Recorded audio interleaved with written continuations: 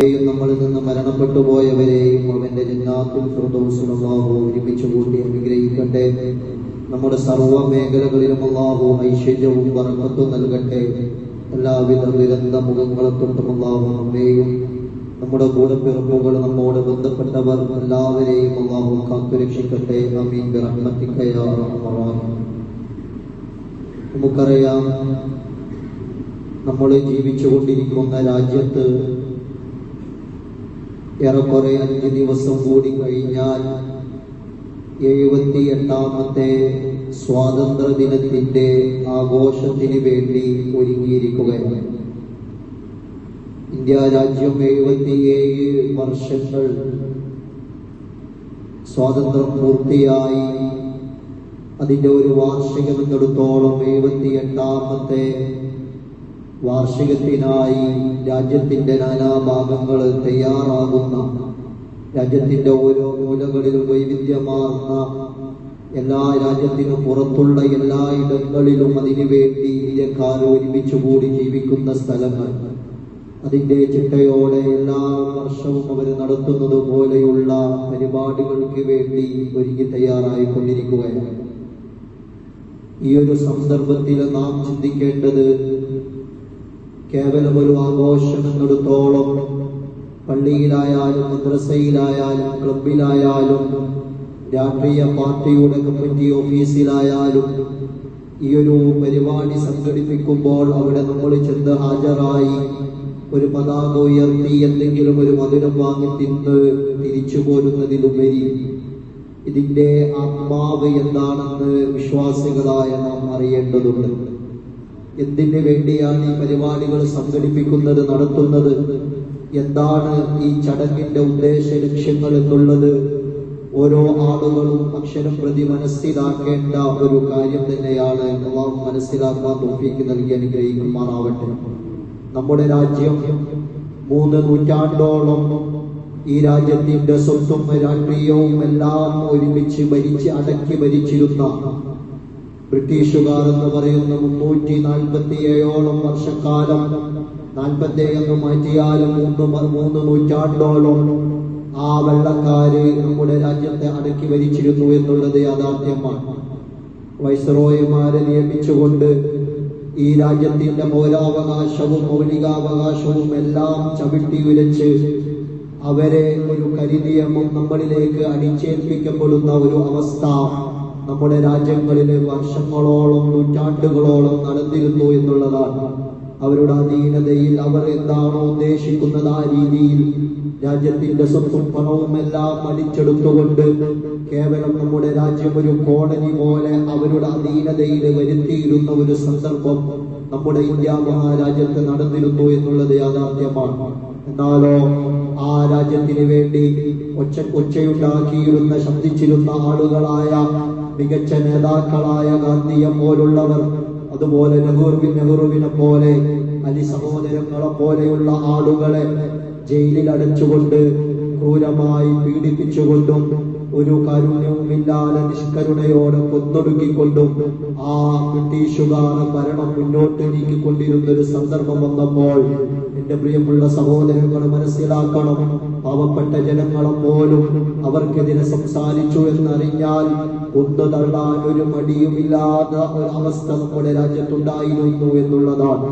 എന്നിട്ടോ അവരുടെ കിരാത ഭരണം നടത്തി AD 1600 ആഗസ്റ്റ് 25 മുതൽ 1947 ആഗസ്റ്റ് 15 വരെ 347ഓളം വർഷം ക്രൂരമായ അടിമത്വമായ ഭരണത്തിന് അവർ ഇവിടെ നേതൃത്വം നൽകിയിരുന്നു എങ്കിൽ എന്റെ പ്രിയമുള്ള സഹോദരങ്ങളെ, അതിന്റെ ഒരു ആണ്ട്, അതിന്റെ ഒരു വാർഷികം എന്നുള്ള നിലക്കാണ് 78ാമത്തെ വാർഷികത്തിന് വേണ്ടി നാം ഒക്കെ ഒരുങ്ങുക. അല്ലാഹു മനസ്സിലാക്കി പരിപാടികളിൽ പങ്കെടുക്കുവാൻ നമുക്ക് തൗഫീഖ് നൽകി അനുഗ്രഹിക്കട്ടെ. ഈ ഒരു കാര്യം നിങ്ങളുടെ മുമ്പിൽ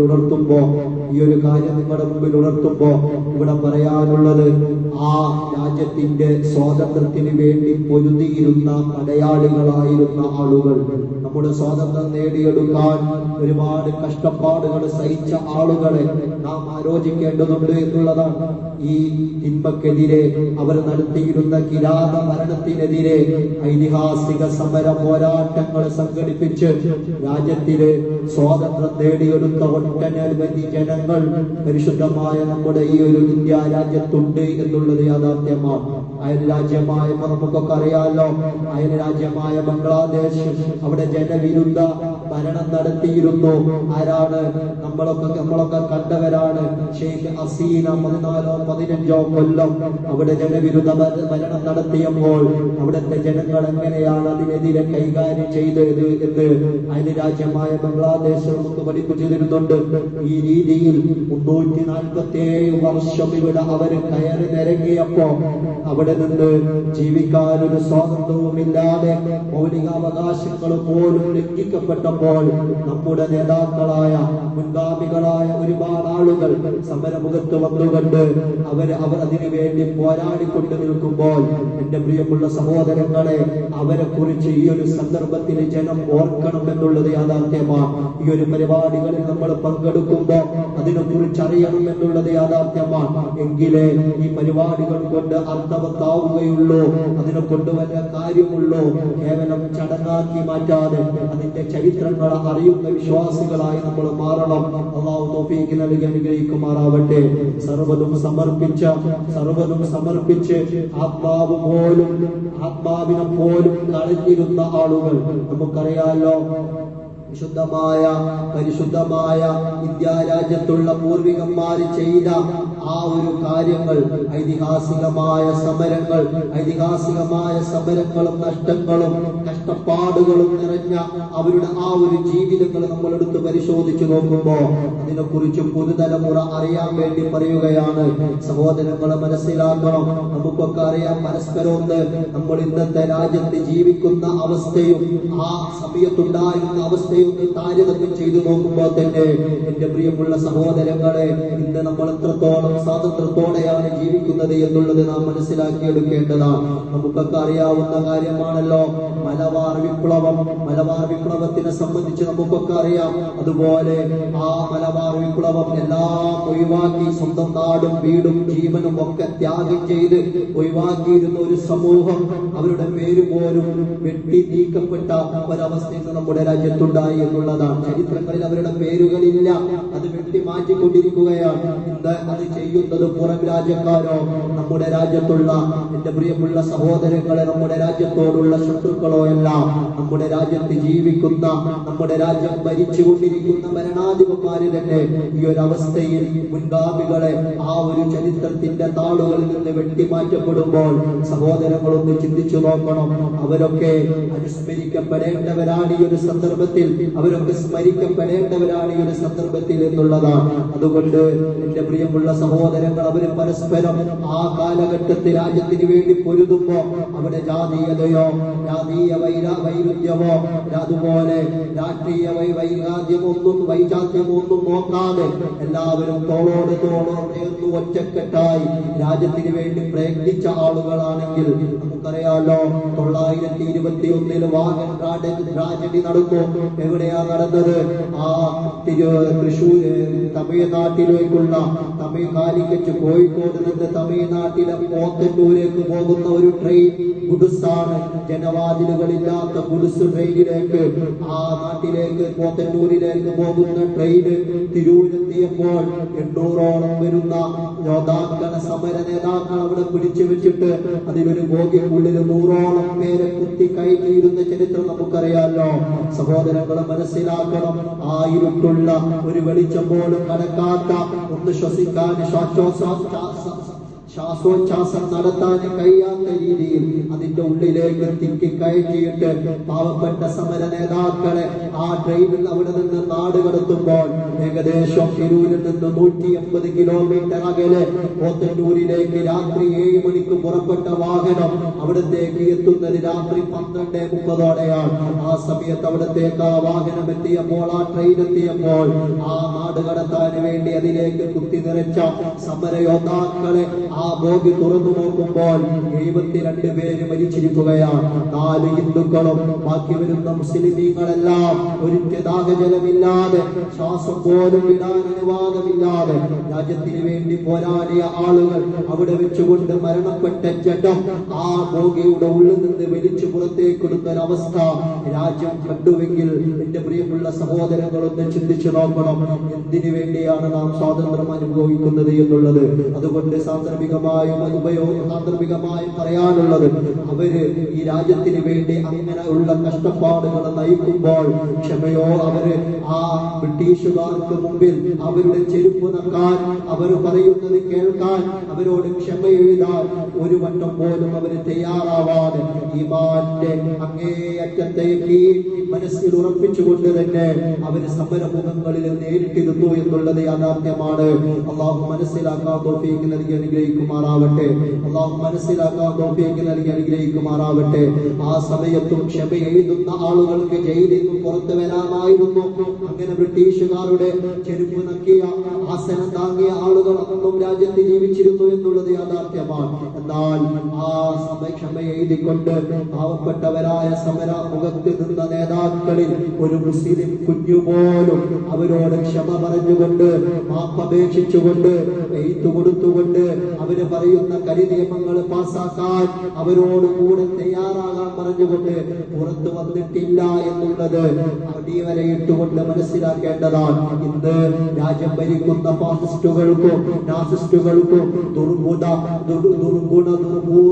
പിശാചിന്റെ ചിന്തയുള്ള ആ ആളുകൾക്ക് മാത്രമേ പേരുകൾ വെട്ടിനീക്കാൻ പറ്റുള്ളൂ എന്നുള്ളെങ്കിലോ നമുക്ക് മനസ്സിലാക്കാം. ചരിത്ര താളുകൾ പരിശോധിച്ചാൽ അറിയാൻ പറ്റും അവരുടെ സാന്നിധ്യം എത്രത്തോളം രാജ്യത്തിനുണ്ടായിരുന്നു എന്നുള്ളത്.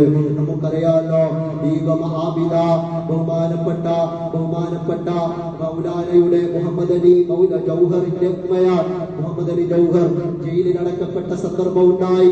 ആ സമയത്ത് ഗാന്ധിജിയെ പോലുള്ള രാഷ്ട്രപിതാവ് അദ്ദേഹം അവരെ പോലുള്ള ആളുകൾ സമരം നടത്തി. ആ സമയത്ത് മുഹമ്മദ് അലി ആബിദ ബീഗം എന്ന് പറയുന്ന ആ സഹോദരി മുഹമ്മദ് അലി ജൗഹറിന്റെ മാതാവ് അവിടത്തേക്ക് കടന്നു ചെല്ലുകയുണ്ടായി. ആ ജയിലിയുടെ ഉള്ളിലേക്ക് ചെന്നിട്ട് ആ മക്കളോട് പറഞ്ഞത്, പൊന്നുമോനെ, സമൂഹത്തിൽ, സമുദായത്തിൽ, നാട്ടിൽ, രാജ്യത്തിൽ എല്ലാവരെക്കാളും കൂടുതൽ സ്നേഹം എനിക്കാണ് നിങ്ങളോട്, എല്ലാവരെക്കാളും കൂടുതൽ ഇഷ്ടം എനിക്കാണ്. പക്ഷേ ഞാൻ നിങ്ങളോട് പറയട്ടെ, ആ ബ്രിട്ടീഷുകാർക്ക് ക്ഷമ കൊടുത്തുകൊണ്ട് നമ്മുടെ മതം, രാജ്യം അതിനെതിരെ ഒന്ന് ഒപ്പുവെച്ചുകൊണ്ട് നിങ്ങൾ പുറത്തു വരണ്ട. ഇതിന്റെ ഉള്ളിൽ നിന്ന് മരണപ്പെടുകയാണെങ്കിൽ നിങ്ങൾ മരിച്ചോ. പക്ഷേ അവർക്ക് വേണ്ടി നമ്മുടെ രാജ്യത്തിന്റെ അഭിമാനം, നമ്മുടെ മതത്തിന്റെ അന്തസ് അടിയറ വെച്ചുകൊണ്ട് നിങ്ങളുടെ ജീവൻ പുറത്തു വരേണ്ട എന്ന് ബീഗം ആബിദ ആ ബഹുമാനപ്പെട്ട മുഹമ്മദ് അലി ജൗഹറിന്റെ മുഖത്ത് നോക്കിയിട്ട് സ്വന്തം മാതാവ് ജയിലറക്കുള്ളിൽ നിന്ന് പറയുന്ന ഒരു സാഹചര്യം ഉണ്ടായെങ്കിൽ രാജ്യത്തിന് വേണ്ടി പോരാടിയ സഹോദരനാണവർ. മുസ്ലിം തൊപ്പി വെച്ച, താടി വെച്ച, നമസ്കാര തയവുള്ള ആളായിരുന്നു അവരെ എന്നുള്ളതാണ്. എന്ന് നമ്മളൊന്ന് ചിന്തിച്ചു നോക്കണം. ഇന്ന് കുറെ ഇങ്ങോട്ട് വരിക, 2024 നമ്മുടെ ഒരു രാഷ്ട്രീയ നേതാവാണെങ്കിൽ ഞാൻ ആരെയും ആക്ഷേപിക്കുകയോ നിഷേധിക്കുകയോ അല്ല, വിമർശിക്കുകയല്ല. പക്ഷെ ഒരു സ്ഥാനം നമ്മുടെ പള്ളിയിൽ നിന്നുപരി രാജ്യത്തിന്റെ ഒരു സ്ഥാനം, ഔദ്യോഗിക ഒരു പദവി ഒരു വിശ്വാസിക്ക് കിട്ടിയെങ്കിൽ അതാൾക്ക് തൊപ്പിയുണ്ടോ, താടിയുണ്ടോ, തലയെക്കെട്ടുണ്ടോ, നമസ്കാരമുണ്ടോ, ആഭ്യന്തരമായ ഇസ്ലാമിന്റെ ഒരു ചിഹ്നങ്ങൾ പോലും ഇല്ലാത്ത രീതിയിൽ, നമസ്കാരം പോലും ഇല്ലാത്ത രീതിയിലായി മാറുന്നു എന്നുള്ളത് യാഥാർത്ഥ്യമാണ്. പഴയ കാലത്തുള്ള ആളുകൾ ആ യഖീൻ ഉറപ്പിച്ചിരുന്നു. മതത്തിന് എവിടെയും പറയിപ്പിച്ചില്ല, അതിന്റെ നിയമങ്ങൾ എവിടെയും പറയിപ്പിച്ചില്ല, എല്ലാം ഒരുപോലെ കൊണ്ട് നടന്നിരുന്നു എന്നുള്ളത് അടിവരയിട്ട് ചിന്തിക്കേണ്ടതാണ് വിശ്വാസികൾ. അങ്ങനെ അവരെ നമ്മൾ മനസ്സിലാക്കണം. എന്നിട്ട് നമ്മൾ സ്വാതന്ത്ര്യം ആഘോഷിക്കണം. എന്നിട്ട് നമ്മൾ മതത്തിന്റെ ചിഹ്നങ്ങൾ അനുസരിച്ച് ജീവിക്കണം. അള്ളാഹു മനസ്സിലാക്കി ഇബാദത്ത് ചെയ്യാൻ തൗഫീഖ് നൽകി അനുഗ്രഹിക്കുമാറാവട്ടെ. മതവും രാഷ്ട്രീയവും എല്ലാം ഒന്നിക്കണം, എന്നിട്ട് മുന്നോട്ട് പോകണം. അപ്പോഴേ രാജ്യം മഴവിൽ മനോഹരിതമാവുകയുള്ളൂ എന്നുള്ളത് നാം മനസ്സിലാക്കിയാൽ നമ്മുടെ ജീവിതത്തിന് നന്ദി എന്നുള്ളതാണ്. അള്ളാഹു മനസ്സിലാക്കാൻ തൗഫീഖ് നൽകി അനുഗ്രഹിക്കുമാറാവട്ടെ. വിശുദ്ധമായ ഖുർആനിൽ അല്ലാഹു പറഞ്ഞല്ലോ, വകുല്ലാനഖുസ്സു അലൈക മിൻ അംബിയാഇർ റസൂൽ. അല്ലാഹുവിന്റെ വിശുദ്ധമായ ഖുർആൻ പറയുന്നു, രാജ്യത്തിന് വേണ്ടി സ്വാതന്ത്ര്യത്തിന് പൊരുതിയ ആളുകൾ അവരുടെ ജീവിതം നാം പഠിക്കുമ്പോൾ, അവരെ കുറിച്ച് നാം പറയുമ്പോൾ അവർ ചെയ്തു തന്ന മാതൃകകളെ നാം പിൻപറ്റേണ്ടത് എങ്ങനെയാണ്? അല്ലാഹുവിന്റെ ഖുർആൻ പറയുകയാണ്, വകുല്ലാ നഖുസ്സു അലൈക മിൻ അംബാഇർ റസൂലി. ചരിത്രം പറഞ്ഞു തരുന്നു. വകുല്ലാ നഖുസ്സു അലൈക, ചരിത്രം ഞാൻ നിങ്ങൾക്ക് പറഞ്ഞു തരുന്നു. മിൻ അംബാഇർ റസൂലി, മുൻകഴിഞ്ഞു പോയ പ്രവാചകന്മാരുടെ. അല്ലാഹുവിന്റെ നബിയെ വിളിച്ചുകൊണ്ട് ത്യാഗം കൊണ്ട് സഹിക്കവയ്യാതെ മനം മടുത്തു പോകുന്ന അവസ്ഥ അഷ്റഫുൽ ഖൽഖിന് വന്നപ്പോ അല്ലാഹുവിന്റെ റസൂലിനോട് ഖുർആൻ പറയുകയാണ്, വകുല്ലാ നഖുസ്സു അലൈക. മുഹമ്മദ് നബിയെ, നിങ്ങൾക്ക് ഞാൻ ചരിത്രം പറയാം. നിങ്ങളുടെ മുമ്പ് കഴിഞ്ഞു പോയ പ്രവാചകന്മാരുടെ ചരിത്രം ഞാൻ പറഞ്ഞു തരാം. അവിടെ മനസ്സ്, അതുകൊണ്ട് മനസ്സിൽ നിങ്ങൾ ധൈര്യം കൊണ്ടാടുക. ആ ചരിത്രങ്ങളെ മനസ്സിലാക്കി നിങ്ങൾ ധൈര്യം കൊണ്ടാടുക. ഇന്ന് നമ്മൾ എത്രത്തോളം കഷ്ടപ്പാടുകൾ അനുഭവിക്കുകയാണെങ്കിലോ നമുക്കറിയാലോ, വഖഫ് ബോർഡിന്റെ പ്രശ്നം ഇന്ന് നടക്കുകയാ. വഖഫ് മുഴുവനും തകരാറിലാകാൻ, കൈയിട്ട് വാരാൻ ഒരു വിഭാഗം വീണ്ടും ഇറങ്ങിത്തിരിക്കുകയാണ്. ന്യൂനപക്ഷ സമുദായത്തെ വേട്ടമൃഗങ്ങളെ പോലെ, ഹിംസജന്തുവിനെ പോലെ കൈയിട്ട് വാരുമ്പോൾ അവർക്കെതിരെ അവരെ അടിച്ചമർത്താൻ വേണ്ടി ഒരു വിഭാഗം ഇന്ന് തയ്യാറാകുമ്പോ, സഹോദരങ്ങളെ, ഖുർആൻ സാക്ഷ്യപ്പെടുത്തുന്നു, രാജ്യത്തിനെ പോലത്തെ കരിനിയമങ്ങൾ മുമ്പും കൊണ്ടുവന്നിരുന്നു. മൗലിക അവകാശം പോലുമില്ലാതെ, പൗരാവകാശം പോലുമില്ലാത്ത അവസ്ഥകൾ വന്നിരുന്നു. അവർ ഈമാന്റെ യക്കീനോടുകൂടെ പ്രവർത്തിച്ചിരുന്നു. അവര് ജയിലറക്കുള്ളിൽ വന്നപ്പോഴും ഒരു അണുമണി തൂക്കം പോലും അവരോട് രാജിയാവാൻ, രാജ്യത്തിനെതിരുള്ളവരോട് രാജിയാവാൻ തയ്യാറാവാതെ, അവരുടെ ഒപ്പുകളിൽ, അവർക്ക് വേണ്ട രേഖകളിൽ, അവർക്ക് വേണ്ട കരാറുകളിൽ ഒപ്പുവെക്കാതെ സഹോദരങ്ങളെ ദീനിനെ മുറുകെ പിടിച്ചിരുന്നുവെങ്കിൽ, രാജ്യത്തിന്റെ അന്തസ്സിനെ മുറുകെ പിടിച്ചുവെങ്കിൽ നാം മനസ്സിലാക്കണം, ഖുർആനും പഠിപ്പിച്ചു തന്നതാ. ഏത് വഖഫിനെ തകരാറിലാക്കാതെ ഗവൺമെന്റ് ഒരുങ്ങിയാൽ, കേന്ദ്രം ഒരുങ്ങിയാലും, ആര് തന്നെ അതിനു വേണ്ടി പുറപ്പെട്ടാൽ, ഏത് ശരീഅത്തിന്റെ നിയമത്തിന് വേണ്ടി ഇറങ്ങി വന്നാൽ, ഖുർആൻ പറഞ്ഞു തരുന്നു, നബിയെ, മുൻകഴിഞ്ഞ പ്രവാചകർ നിങ്ങൾ മനസ്സിലാക്കണം നബിയെ, അവരുടെ ചരിത്രങ്ങൾ നിങ്ങൾ അറിയണം നബിയെ. ഫിർഔൻ വന്നല്ലോ മൂസാ നബിയെ കഷ്ടത്തിലാക്കാൻ, നമ്രൂദ് വന്നല്ലോ ഇബ്രാഹിം നബിയെ കഷ്ടത്തിലാക്കാൻ, നൂഹ് നബിയുടെ സമൂഹം മുഴുവനും നൂഹ് നബിയെ വല്ലാതെ അധിക്ഷേപിച്ചപ്പോൾ, ആക്ഷേപിച്ചപ്പോ 950 വർഷക്കാലം അല്ലാതെ ജൽപ്പനക്കനുസരിച്ച് ജീവിച്ച സയ്യിദുനാ നൂഹ് നബി അലൈഹി വസല്ലമിന്റെ ചരിത്രം ഖുർആൻ പറയുന്നുണ്ടല്ലോ. അവരെ കുറിച്ച് നിങ്ങൾ ആലോചിക്കണം നബിയെ. ആ ഒരു സന്ദർഭത്തിൽ നിങ്ങളുടെ മനസ്സിന് യഖീൻ വരണേ, നിങ്ങളുടെ മനസ്സിന് ധൈര്യം വരണമെന്ന് ഖുർആൻ പറയുമ്പോ നമ്മൾ വേണ്ടതെന്താ? ജാഅക ഫീ ഹാദിഹിൽ അഖ്വ മൗഇദതു വദിക്റാ ലിൽ മുഅ്മിനീൻ. മുഅ്മിനീങ്ങൾക്ക് പാഠമുണ്ട് എന്നുള്ളതാണ്. മുമ്പ് കഴിഞ്ഞവരുടെ സമരം, മുമ്പ് കഴിഞ്ഞവരുടെ അതിജീവനം, അതിൽ വിശ്വാസികൾക്ക് പാഠമുണ്ട് എന്ന് അല്ലാഹുവിന്റെ വിശുദ്ധ ഖുർആൻ. അങ്ങനാവണം നമ്മുടെ ജീവിതം. ആരും തകരാറിലാക്കാൻ ഒരുപാട് ആളുകളുണ്ടാകും, ഒരുപാട് ആളുകളുണ്ടാകും. പക്ഷേ തകരാറിലാകുന്നവരായി നമ്മൾ മാറിപ്പോകരുത് എന്നുള്ളതാണ്. ഈ ബ്രിട്ടീഷുകാർ ഇവിടെ നിന്ന് പോയപ്പോൾ, ഇന്ത്യ രാജ്യത്ത് അവരിട്ട 2 വിഷവിത്തുകൾ, അത് വളരെയധികം പ്രധാനമാണ്. ചർച്ച ചെയ്യണം, അറിയണം, അതിൽ പെട്ടുപോവാതിരിക്കാൻ സൂക്ഷിക്കണം എന്നുള്ളതാണ്. ഒന്നെന്താ? ഇന്ന് ജനങ്ങൾക്കിടയിൽ അവര് സ്വാതന്ത്ര്യമൊക്കെ തന്നു, അവര് നാട് വിട്ടുപോയി. പക്ഷേ നമ്മുടെ ഇടയിലേക്ക് സാമ്പത്തികമായ പ്രശ്നങ്ങൾ നമ്മുടെ രാജ്യത്തെ പാടെ നശിപ്പിച്ചു കളയാൻ അവർ വിട്ടിരുന്ന ഒരു വലിയ വിത്താണ് സാമ്പത്തിക പ്രശ്നങ്ങൾ എന്നുള്ളത്. പക്ഷെ ആ വിത്ത് മുളക്കാൻ സമ്മതിക്കാത്തവരായി 78ന്റെ വർണ്ണ പതാക വാനലോകത്ത് വരാൻ കാത്തിരിക്കുമ്പോ സഹോദരങ്ങളെ മനസ്സിലാക്കണം, ആ വിത്ത് മുളച്ച് ചെടിയാവാൻ നമ്മൾ അനുവദിക്കരുത് എന്നുള്ളതാണ്. നമുക്കറിയാലോ, സാമ്പത്തിക തകർച്ച, സ്വത്ത് മുഴുവനും കോർപ്പറേറ്റിൽ ഒതുക്കിക്കളയുന്ന ഒരവസ്ഥ. പാവപ്പെട്ട കർഷകനും എന്നും കർഷകൻ, അവനെന്നും അവന് സമാധാനത്തോടെ, സന്തോഷത്തോടെ, സാമ്പത്തിക ഭദ്രതയോടെ ജീവിക്കാൻ അവകാശമില്ല.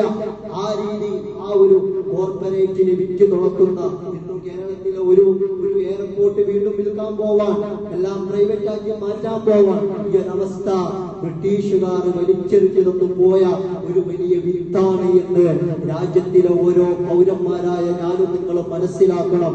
അതിവിടെ വളരാൻ അനുവദിക്കുകയേ ചെയ്യരുതെന്ന് സാന്ദർഭികമായി ഈ ഒരു പ്രഭാഷണത്തിൽ ഞാൻ നിങ്ങളെ ഉണർത്തുകയാണ്. രണ്ടാമത് അവർ ചെയ്ത മറ്റൊരു കാര്യം എന്താ? വർഗീയ ചേരിതിരിവാണ്. വർഗീയത അത് വലിച്ചെറിഞ്ഞു പോയത് അവരാണ്. അവരന്നും ചെയ്തിരുന്ന പല കാര്യങ്ങളും, അന്നത്തെ കാലത്ത് ചെയ്തിരുന്ന പല കാര്യങ്ങളും വർഗീയ ചേരിതിരിവ് അത് ജനങ്ങളിലേക്ക് ഇട്ടുകൊടുത്താൽ പരസ്പരം തമ്മിലടിക്കും, ഇവിടെ കൂട്ടയില്ലാതാകും. മുസ്ലിമും ഹിന്ദുവും എല്ലാം ഒരുമിച്ച് അവർക്കെതിരെ പൊരുതിയാൽ അവര് നഷ്ടപ്പെട്ടു പോകും, നശിച്ചു പോകുന്നവർക്കും ബോധ്യമുണ്ട്. പക്ഷേ വർഗീയ ചേരിതിരിവ് ഇവിടെ അവർ നടത്തിയിരുന്നു എന്നുള്ളത് യാഥാർത്ഥ്യമാണ്. രണ്ട് തട്ടാക്കി രാജ്യത്തവരെ മാറ്റി.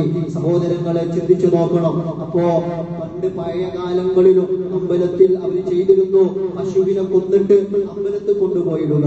എന്നിട്ട് മുസ്ലിമാണെന്ന് പറഞ്ഞ് മുഖംമൂടി ധരിച്ച ഒരു മുസ്ലിം പേരുള്ള ഒരുത്തനെ അറസ്റ്റ് ചെയ്ത് കൊണ്ടുപോവുക. പാവപ്പെട്ടവര് സംസാരിക്കാൻ പോലും അവകാശമില്ലാത്ത അവസ്ഥ വരിക.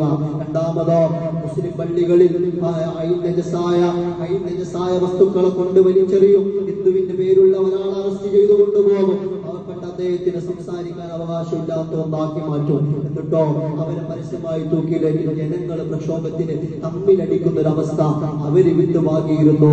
ഇന്നും അത് നടക്കുകയാണെന്നുള്ളതാണ്. വയനാട്ടിൽ നമുക്കൊക്കെ അറിയാമല്ലോ, ചൂരൽമല, അതുപോലെ മുണ്ടക്കൈ, അതുപോലെ പുഞ്ചിരിവട്ടം, അവിടെ വലിയ ഒരു ദുരന്ത ഭൂമി, വല്ലാതെ പ്രയാസം, ലോകം മുഴുവനും നടങ്ങിയ ഒരു സംഭവമായി. കേവലം വയനാട് ജില്ലയോ കേരള സംസ്ഥാനമോ ഇന്ത്യ രാജ്യമോ അല്ല, ലോകം മുഴുവനും നടുങ്ങിയ ഒരു ഭീകരമായ ബീഭത്സമായ ഒരു ഉരുൾപൊട്ടൽ.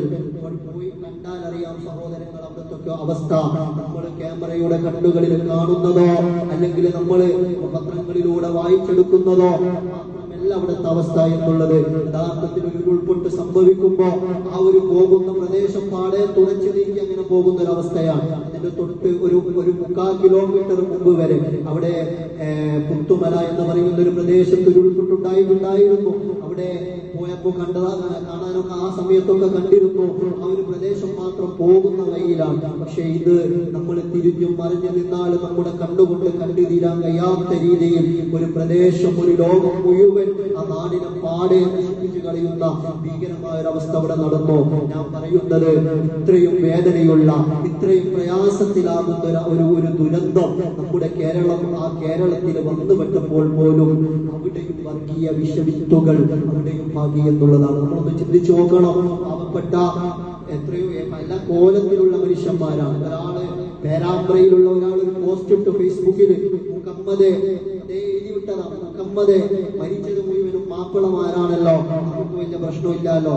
അവിടെ കുറച്ച് ആൺകുട്ടികൾ ചെന്നു, എഴുതി വിട്ട അയാളെ കൈവെട്ടി. അതുപോലെ പാല് കൊടുക്കാൻ വേണ്ടി സ്ത്രീകൾ, അമ്മമാർ, അമ്മ നഷ്ടപ്പെട്ട, വാപ്പ നഷ്ടപ്പെട്ട, ആലോചിച്ചു നോക്കണം. ഞാൻ അതിലൂടെ പോയിരുന്നു. ചെറിയ പാവകൾ, കളിക്കുന്ന ചെറിയ പാവകൾ, രാത്രി പുതച്ച് കിടന്നുറങ്ങിയ വീടുകളിലുള്ള പുതപ്പുകളൊക്കെ ചളി പൂണ്ട് കിടക്കുന്നത് കാണുമ്പോ അറിയാതെ കണ്ണ് നിറഞ്ഞു പോവുകയാണ്.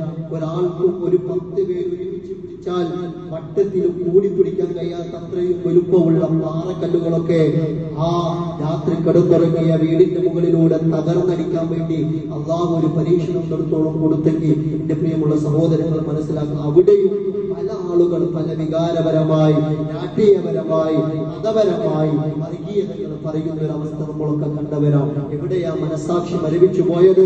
ബ്രിട്ടീഷുകാർ ഇട്ട വിത്ത് ഇന്നും എത്ര വലിയ ദുരന്തങ്ങൾ വരുമ്പോഴും നമ്മുടെ നാടുകളിൽ പരക്കുന്നു എന്നുള്ളത് യാഥാർത്ഥ്യമാണ്. അതുകൊണ്ട് മനസ്സിലാക്കണം, ആ വിത്ത് പാകിയ ബ്രിട്ടീഷുകാർ പോകുമ്പോ ആ വിത്ത് മുളക്കാൻ സമ്മതിക്കാത്ത വിശ്വാസികളായി നാം ഓരോ ആളുകളും മാറണമെന്ന് സാന്ദർഭികമായി ഞാൻ ഉണർത്തുകയാണ്. അള്ളാഹു മനസ്സിലാക്കാൻ തൗഫീഖ് നൽകി അനുഗ്രഹിക്കുമാറാവട്ടെ. ഈ കാര്യങ്ങൾ പറയണമെന്നുണ്ടായിരുന്നു, സമയത്തിന്റെ ദൗർഘ്യം മൂലം ഞാൻ അവസാനിപ്പിക്കുകയാണ്. സഹോദരങ്ങളോട് പറയട്ടെ, എന്ത് തന്നെ വന്നാലും, എന്ത് തന്നെ നമ്മുടെ മുമ്പിൽ കണ്ടാലും വിശ്വാസം തുറക്കുന്ന വിശ്വാസികളായി നമ്മൾ മാറണം എന്നുള്ളത് യാഥാർത്ഥ്യമാണ്. അള്ളാഹു പരീക്ഷിക്കുമെന്ന് അള്ളാഹു പറഞ്ഞു തന്നിട്ടുണ്ടല്ലോ. അവിടെ ആ പരീക്ഷണം നേരിടുന്നവരാണ് വിജയി എന്ന് പറഞ്ഞു തന്നിട്ടുണ്ടല്ലോ. ബലഹീനരാവരുത് എന്ന് അള്ളാഹു അള്ളാഹുവിന്റെ വിശുദ്ധമായ ഖുർആൻ പഠിപ്പിച്ചു തന്നിട്ടുണ്ടല്ലോ. അതുകൊണ്ട് ആ രീതിയിൽ എന്ത് നമ്മുടെ മുമ്പിൽ വന്നാലും പരീക്ഷണങ്ങളിൽ പതറാത്ത വിശ്വാസികളായി നമ്മൾ മാറാൻ നമ്മൾ തയ്യാറാവുക. അള്ളാഹു അതിനുള്ള തൗഫീഖ് നമുക്ക് നൽകി അനുഗ്രഹിക്കുമാറാവട്ടെ.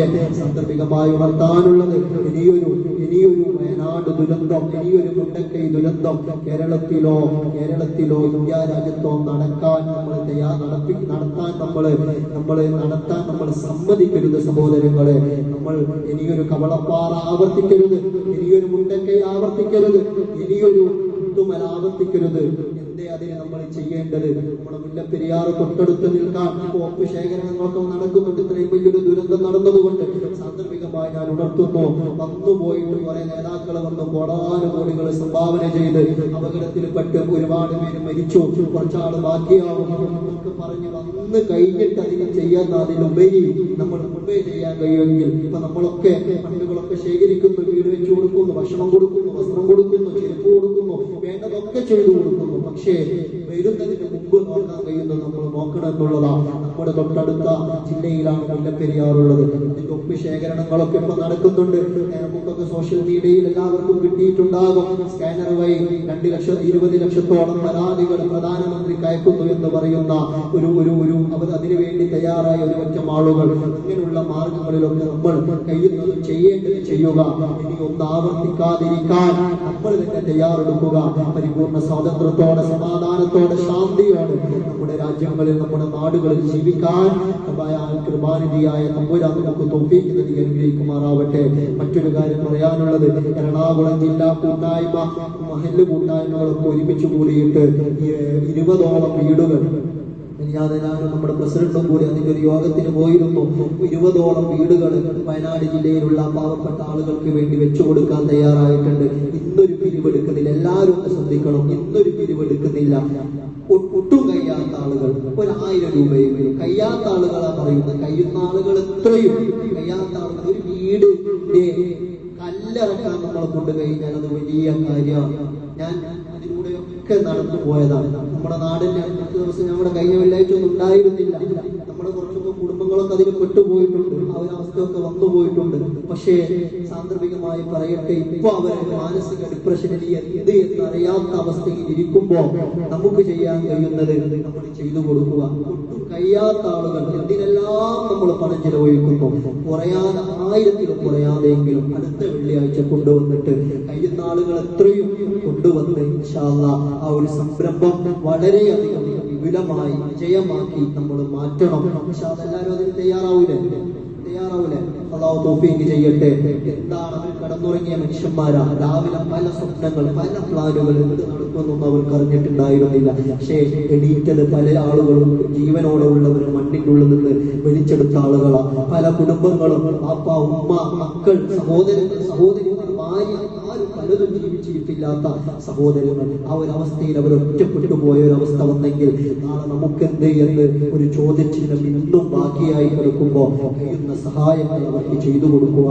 അതുമൂലം അല്ലാഹു നമ്മളെ രക്ഷിക്കുമാറാവട്ടെ. സദഖത്തുൽ ബലായ എന്നാണല്ലോ സദഖ ചെയ്യുന്നതും അദാബുകൾ, ബലായ മുസീബത്തുകൾ അല്ലാഹു ആക്കുമെന്ന. അതുകൊണ്ട് സഹോദരങ്ങളെ, വരുന്ന വെള്ളിയാഴ്ച കഴിയുന്ന ആളുകളൊക്കെ പറഞ്ഞ രീതിയിൽ സംഭാവനകൾ കൊണ്ടുവന്ന് ആ ഒരു സംരംഭം വിജയിപ്പിക്കണമെന്ന് ഉണർത്തുകയാണ്. ഒരുപാട് ആളുകൾ ദുആ ചെയ്യാൻ വസിയത്ത് ചെയ്തിട്ടുണ്ട്. മരണപ്പെട്ട മാതാപിതാക്കൾക്ക് വേണ്ടി ദുആ ചെയ്യാൻ ഒരു സഹോദരൻ 1000 രൂപ റഹ്മാൻ റഹീമായ അല്ലാഹുവേ അവരുടെ നീ വിശാലത കൊടുക്കണേ അല്ലാഹ്.